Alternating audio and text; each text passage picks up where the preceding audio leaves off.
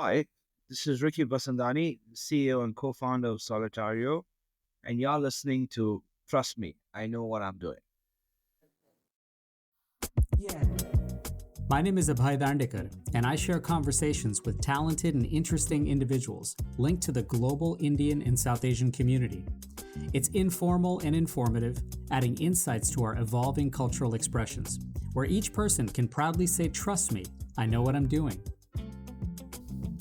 Periodically on Trust Me, I Know What I'm Doing, we share a spotlight conversation and feature brief chats with an individual from the community about a special topic or a unique endeavor.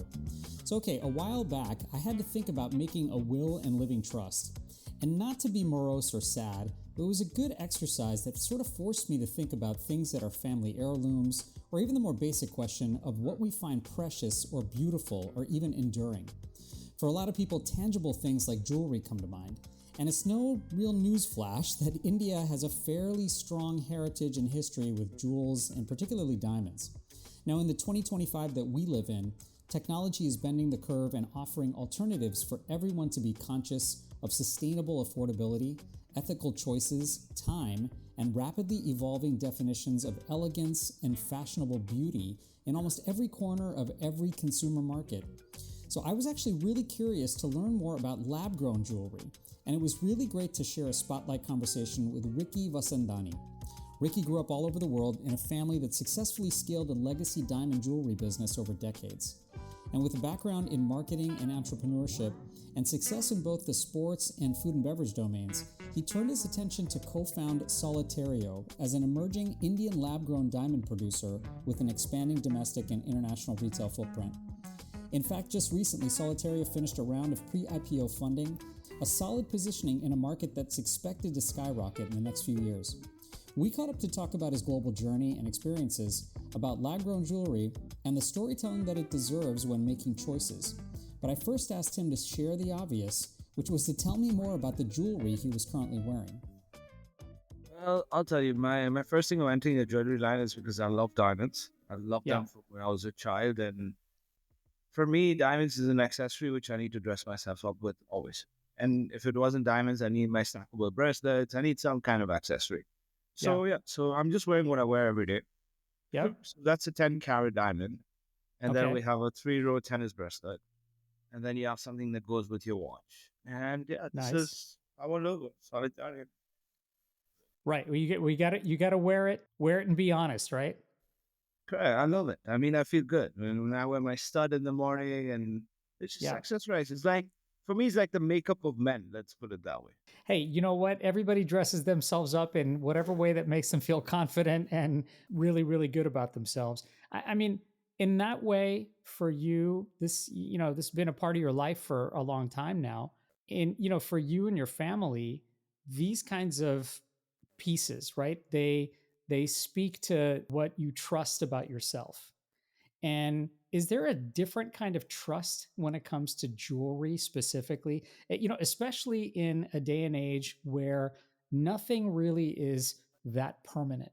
I mean, we're a very fickle market. We're fickle consumers. We like trends. We go for one thing one day, and the next day it's something completely different. Some days we like crypto, some days we don't. Yeah. So, in that way, what is it that's sort of you find trustworthy about jewelry particularly? So I'll tell you, in India, also, what I've always told my clients is jewelry is not really an investment. It's an emotional gift that you give. See, today, jewelry has become part of our lives because of the dress up, dress down. At the end of the day, it's accessorizing yourself. Today, diamonds have become accessible to people because of lab grown diamonds. I remember before, a 1 carat stud was about a lot of hard work, and it was a status, it was something that you gifted your wife. And then suddenly you go for a vacation, and she might just slip in the bathroom and the diamond is gone. So your money is completely gone. So Yeah. it was like a lot of sacrifice towards jewelry. So that was like the trust that they created, that this is the legacy I'm going to pass to my family. This was good for the kings and queens because they had all that legendary jewelry, which are unique pieces. But when you talk about a 1 carat diamond, you talk about 2 carat diamond, which is something common today. Mm. It's more of an accessory and an enjoyment than a luxury, more than I would say like a legacy or a trust factor or It doesn't come to that. It's just about fun. I mean, Yeah. jewelry that you pass on to your kids is, I know one thing, if I wear this chain for 20 years, my kid's going to love it, in Yeah. spite of it being lab grown or natural diamond or whatever it is. It's just because it was my identity. So Yeah. as long as you can create an identity to your jewelry and create that, makes it much easier in the future for it to have its value. It's an emotional value and it's a luxury for me. Do you get nostalgic about things that jewelry perhaps that are family heirlooms? I mean, is the hope, of course, that someone has that emotional attachment to it, but yet it is, for a lot of people, it's an investment. It's something that they've purchased and something that they can feel proud of.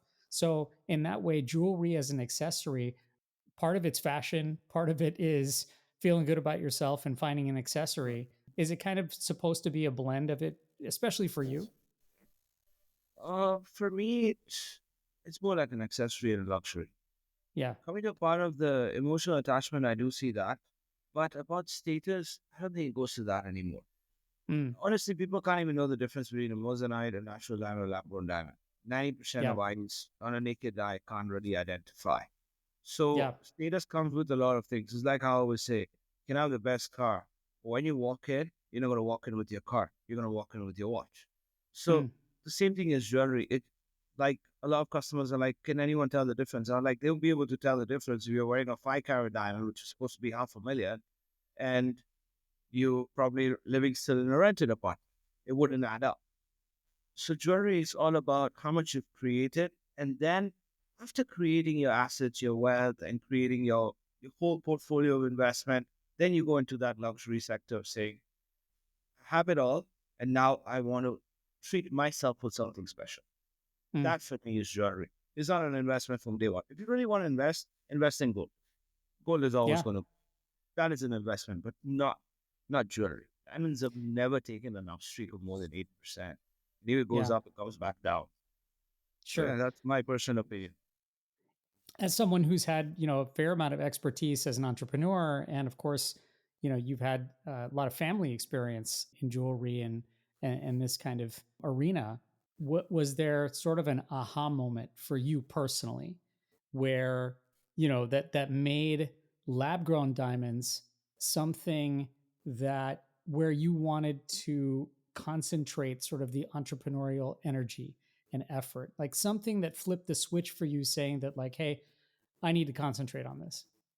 I'll tell you what happened. So I was the person to establish a diamond factory cutting unit in Pune. Normally it's in Surat. So we used to work natural diamonds. I used to work a lot of loose diamonds, especially in South America. And it was great. So I never came across lab grown diamond because it was like it's a taboo to our industry. It was like it was there, but it was not. You can notice 3 years back, nobody even knew what it was. And a war started between Ukraine and Russia. What happened Hmm. in that war is the diamond prices started going higher. The rough that comes to India from Alrosa, it comes from a Russian. Used to come and the premium started, shortage started. And I had already developed my whole factory. I had all the machineries, I had staff, I had people, I already brought them over here.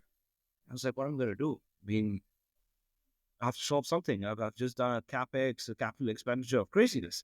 Yeah. And I go to Surat and I sit with the suppliers. I'm like, listen, man, I need to cut something. And they were like, here, try, just have a look at this. They gave me 12 stones, rough stones of lab grown diamond. The cutting procedure was the same. The analyzing procedure was the same. What are you going to extract out of the stone? So I saw it was the same procedure of a natural diamond. So I said, great, okay, let me try it.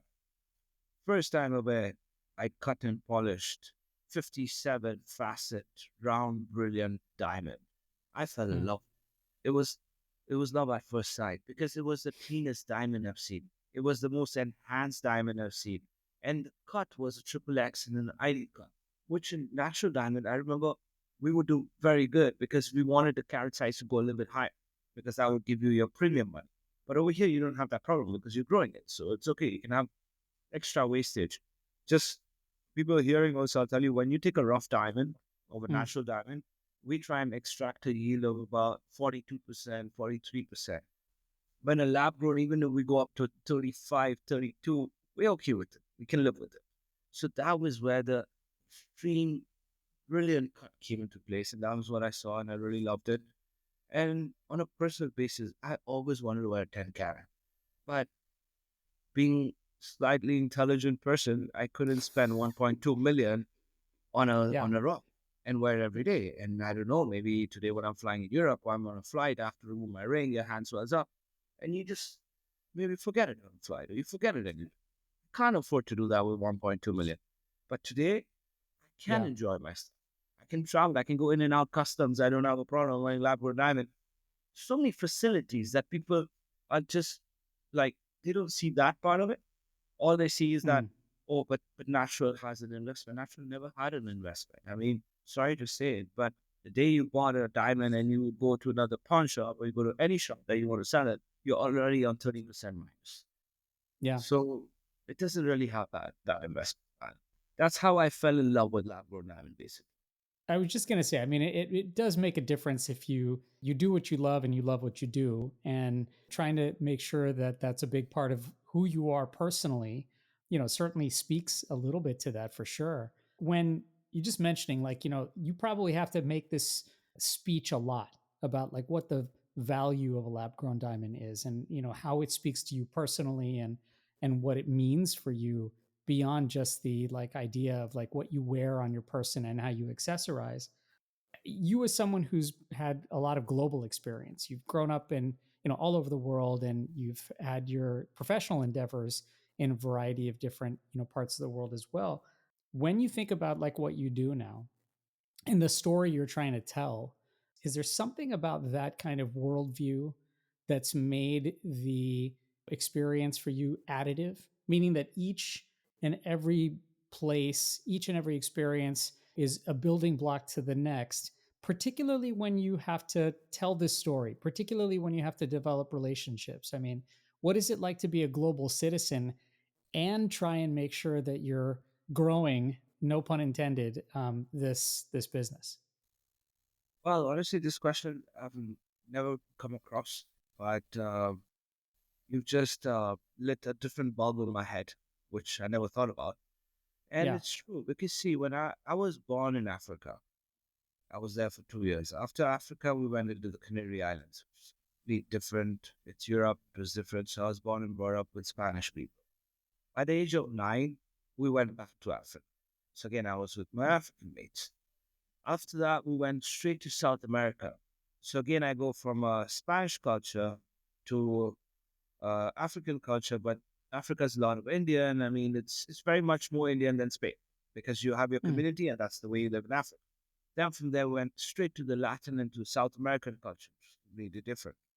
And from there, we came to India, and then from India, I came back to Africa. So basically, I've had a lot of changes. I've been in over 7 schools for the 12 years that I studied because at 12th Yeah. standard, I kind of left university because I wanted to go out there and create value, create value. I wanted monetary value. I Yeah. maybe at that point of time, I didn't understand the knowledgeable value. And yeah, I Yeah. took that decision, and that's what it is. So, what I've learned in that is the main thing that makes you today a person who can connect and create opportunities is your relationship management. And you learn Mm. relationship management when you deal with different cultures, different people. What happens is nothing surprises you. When you meet a different Hmm. human being, people get surprised, they get shocked, they feel something. I've broken that. For me, every idea is good. There's nothing good, there's nothing Yeah. wrong. And it's just about how you maintain that relationship. What do you get out of the relationship? And also, I'm a person who's understood one thing: a relationship between two people is a relationship till there's a give and take. The day there's no give Mm. and take, that relationship is over. So you learn to detach, attach. You're not living it with an intensity of 100%. Everything is at 50%. So you're very balanced in communicating with people. Once you're balanced with communicating people, everything just becomes much easier. And that makes my business easier globally because I Yeah. can adapt, accommodate, and it's easy. First off, that's great because it makes you empathetic to the stories of other people. And at the same time, as a business person, as an entrepreneur, as someone who's trying to develop relationships, hopefully it makes it that much easier to, share and actually get your point across and get your story across. So in that same light, what's probably often the biggest surprise that you get when you tell people about lab grown diamonds? Well, 2 years back, the reaction was, can they tell the difference? That was the first Yeah. reaction. Can they tell the difference? And I was like, no, they can't tell the difference unless they take your diamond and send it to an IGI lab or to a GI lab and send it for a complete thorough study. They would know. Otherwise, they can't tell the difference. So what I realized with everybody, at least 70% of the people, it wasn't more about how they felt about wearing a natural lab coat. It's how the other people Mm, thought what they were wearing. That was the problem. So when I interesting. identified that, I knew that this is a good trade and it's not a fad. It's not here for 2, 3 years. It's here to stay because I realized that culture was there. Yeah. And then I remember having a conversation with one of an experienced old man, and he was like, Ricky, I don't buy South Sea pearls anymore for my wife. Then I understood that the pearl, the cultured pearl Mm, to South Sea pearl, how it took its variation and how everybody's just worried about one thing is will it tell a difference? I'm talking about again 70% of the people. I mean, there will be that 30% who say, no, I want to wear this, sure. feel good with it. It's perfect. I don't need to capture the whole Yeah. market. Natural diamonds is only 2 Yeah. to 3% of the world buying, or diamonds, let's put it that way. Today, we want to take that to 25%. I want people to enjoy the size Yeah. they wear. I want a woman to go and feel empowered and buy her own 1 carat stud. Still remember in us, in our Indian culture or our Sindhis also, it's like, oh, when you get married, you're going to wear that 1 carat each earring. Why? You're Yeah. at 19, go buy it for yourself. Enjoy it. We're going to Right. wait to get married and then your in-laws are going to come and then they're going to present it to you. Come on, man. We've passed that. And what I really, really feel lab grown diamond nobody actually sees is the immense technology that we've developed. We've created 20% of the sun's heat in a machine with pressure. Like nobody's looking at that beauty. You look at AI and you're like, wow, this is beautiful, artificial intelligence. Guys, we've created a machine that does the same thing like the earth. You should be applauding for us instead of saying, no, but this is not the real thing. Come on. It's it's created. It's magic. We made it happen. You should be happy. And so I have to ask you, right? I mean, like you mentioned the notion of what other people think, right? And you mentioned the cultural aspect of like, hey, I want to be at my wedding wearing X, or I'm wearing something or I bought something, and no one really knows the difference until you tell someone, or based upon what the reaction of that other person is. So, in a way, it's an innovation, and it's something that is like, wow, there's this technology behind it. And yet you have to kind of unravel lots and lots and lots of cultural history. And there's a lot to undo. Is that one that you are constantly battling? Or is it the kind of thing that you're like, hey, look, we live in 2025. It doesn't matter what like the past has really put there. Like how do you approach that? So I'll tell you, when it comes to Does our that make marketing sense, by the way? product, I understand where you're coming from, but at Solitario, what I've realized is I don't get into the price factor. I don't get into the whole Yeah. blood diamond story. I don't focus on those things. I mean, we are ethical. I say we are ethical because we're trying to use as much solar power as we can. So it becomes ethical in a way Yeah. that it reduces the carbon footprints, but neither is lab grown diamond like super eco friendly. Still electricity, guys. I mean, let's come to it. There are carbon footprints in it. So on that Yeah. aspect, I wouldn't say that, you know what, lab grown diamonds are completely ethically sourced and all. Mine is very simple. It's a luxury that you can afford. It's a luxury that you can buy for yourself. It's something that if you enjoy, buy it, use it. You don't need to go and check if an American diamond looks like a diamond because you can actually have access to diamond. So it's just Yeah. about enjoying what you buy for yourself, or buying it for your wife, or going home and proposing with the nice big rock, not that teeny weeny diamonds that, I remember sitting in National Diamonds with clients who would tell me, listen, man, I want the video to look like a big, can you make an illusion setting for me? You don't need that Yeah. anymore. You don't need to create an illusion setting with small diamonds. Go buy the rock and propose. And if you want to get a natural diamond because for some reason you connect with the earth surface and it feels good, go for it. Just go for what makes you happy. Yeah. And if you don't like jewelry and you're a minimalistic person, also I respect that. That's perfect. The world is so big. You don't need to convert everybody into consumers. So I don't fight with anybody. I don't argue with anybody. I don't debate with anybody. You want to buy it? Buy it. You don't want to buy it? It's fine. No, that's which is great. I mean, there's always this tension, right? Because like more and more of the consumer based market is trying to be conscious, right? And consciousness takes effect when they are being sensitive to the environment, when they're being sensitive, of course, to cost, when they're being sensitive to the human toll that things have. I mean, what you just shared right now is incredibly transparent that, like, look, lab grown diamonds are not without their footprint. But when you have to share that with somebody who's trying to be conscious about things, but they're interested in a lab grown diamond, do you have the same kind of approach where you just say, hey, look, I want you to buy what makes you feel good, but just know that we're not necessarily without our carbon footprint, but at the same time, we're doing something that's technologically very, very different, and one that we appreciate. See, that's what I tell people. The technology advancement in this, you're buying tech. Today, I mean, I don't know, I haven't done the study personally, but they've been looking at diamonds being a store for data, store a lot of data. Mm, They're looking at diamonds being a battery supply for thousands of hours.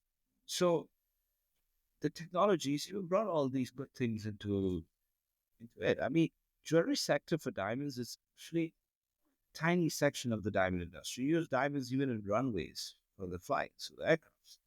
So yeah, as technology is what I tell them. You like tech, buy lab grown diamond. You want to wear a big stone because if you're going to buy these teeny diamonds, it doesn't matter whether you buy natural or lab. Price difference by the time you put the making, you put the gold, and gold price is going up every day. It really doesn't make a difference. But if you like big yeah, stones and you like the blade, then yeah, lab grown is a good option. Honestly, I see the conversion day by day. That's why I'm doing more stores. I see the business increasing. That's why we're going so strong. I mean, we're going to be the first listed company. Nobody goes ahead of us in lab grown diamond jewelry. And if I'm doing all that and yeah, everything is happening, let's put it this way, with hard work and automation, it's because the demand is there, people like it, and the growth is there. Lab grown diamonds, all I can say is here to yeah. stay. And the price is not going to be tumbling up and down. It's been a year and right now we've seen the price is quite stable. So it's got to its point. It's got where it has to be. You mentioned this. We first talked about relationships, and we talked about your kind of world journey, and we just were talking about, like, almost in a way, like, sort of self esteem when it comes to how diamonds make you feel, and particularly a lab grown diamond, how it makes you feel. In 2025, again, jewelry, diamonds, their accessories, but previously they, like it or not, have been looked at as enduring, right? They endure culturally. Some families have them for generations, and yet there is an innovation to this. There's a tech to this. There's really part of the cultural fabric of 2025, and one that, like you just mentioned, it's growing, it's exploding, and you guys are poised to do great work here. When someone first learns about a lab grown diamond and the work that you do, what do you hope is going to be enduring for them when they make a purchase, when someone is learning about lab grown diamonds, when they learn about or experience your product? What do you hope is going to be enduring about that, so that in 10, 25 years or sooner or later, that they will share that the same sort of thing, that, like, hey, this is something that endured for me or my family? So I'll tell you a small thing that happened. I was with my elder brother, Vivek Roy. We were launching a shop in Bangalore. And there was this old man came running forward. I remember Vio was like, oh, let him pass, let him come. And the first thing he told him was, thank you, sir. Vivek was looking at him like, you're so emotional, you're thanking me. Well, what's happening? Well, tell me about it. So he's like, sir, I wanted to buy a diamond necklace for my daughter for her wedding. I didn't want to only buy a gold necklace. And Solitario made this possible. This I'm talking about when there was not that many lab grown stores in India. We were one of the first ones to actually come up with lab grown diamond shops and shopping Yeah, centers where people could buy and see us and not just hear about it. And the guy was in tears, like she's going to wear it on her wedding day. So for me, that is enduring. That a father could buy it on himself, didn't need a loan, didn't need to go to the bank and finance, didn't need to sell his gold of his house to buy that necklace for his daughter. That's one example. First time I opened Pavilion, this happened to me personally. 19-year-old guy came to the store and he was like, I want to buy diamond studs. It's like, perfect for your girlfriend or what size are you looking at? It's like, no, sir. My mother is 75 and she's never worn a diamond and I want her to wear a diamond. And his budget was about 15,000 rupees, about like a 20 point each. But he was so satisfied that he's going to take back home a diamond to his mother, which maybe he could have Yeah. got a natural diamond in a smaller size. I'm not saying no. But he didn't have the courage to go into a natural diamond shop and say, I want to buy a diamond. So this is also enduring for me that the courage to enter a jewelry shop and say, I want a diamond has started. And that's a Yeah. revolution. People who could not consider today coming and saying, I'm entering a diamond shop, today they're entering a solitary shop. They're not scared. They're not intimidated. They're not worried, oh, will I be able to get something or no? They know they'll buy some. They'll be able to buy some. So for me, that is enduring. That is coming to the society who's probably never worn a diamond or bought a diamond. Now, when we talk about the high society, Hong Kong. I have great clients in Hong Kong. First thing when they found out about lab grown diamond, Ricky, I want to get my wife finally what she always wanted. I want a 5 carat center with a 3 carat graduated. Now, in natural diamond, that's about $1 billion. When you talk about top quality, I mean, you can get a lower quality, maybe $300,000-400,000, but if you're talking top, it's $1 million. What happened Yeah. is the husband doesn't mind putting in $100,000, 10% of what he was going to spend, and go to his wife and say, here, your dreams. This is for you. And the way they can design that necklace with the facet, with the brilliance, in natural diamond, it would take them maybe 5 years to even get the diamonds at that point in time. Now, of course, there's Right. oversupply because of what has happened, but I'm talking about years ago. So that again is enduring. You can complete dreams. Don't need to decapitalize yourself and work more and more and more because you want to give that to your wife. You can get it today with easy access. That is enduring. Yeah. Then another thing about lab grown diamonds has changed is men never spent on themselves on that. Very rare. A man would probably his wife would give him his 1 carat ring, and that's what he would have throughout his life. That's he wouldn't go and spend on a diamond. Today you see men coming to shop and saying, I want a band. I want 3 diamonds on my band. I want 5 diamonds on my band. I want to wear a diamond bracelet. Look at it, man. So many men wearing tennis bracelets today. Nobody Yeah. wore it before. You look at even the celebrities. If you look at the last iPhone, was wearing riveries with diamonds, and Yeah. that was only probably the U.S. culture. In India, it wasn't there before. Today, it is there, and these young guys can wear the diamonds and not legalize all the money. So for me, that's enduring. That's that's what makes me Yeah. wake up every morning and do what I do. I see people happy. Yeah. Well, enduring relationships, enduring tech, and really doing lots of unique and relationship based work. Ricky, what a treat to have you on. I learned a lot, and congrats on everything. And we wish you nothing but the best. Thank you so much, Abed. It was great to have you and spend nice chat with you. It was great. Hey, thanks again, Ricky. Check out Trust Me, I Know What I'm Doing everywhere. And thanks to everyone for listening, subscribing, reviewing, rating, and sharing with your friends and family. You all are the true gems. Till next time, I'm Abhay Darndekar.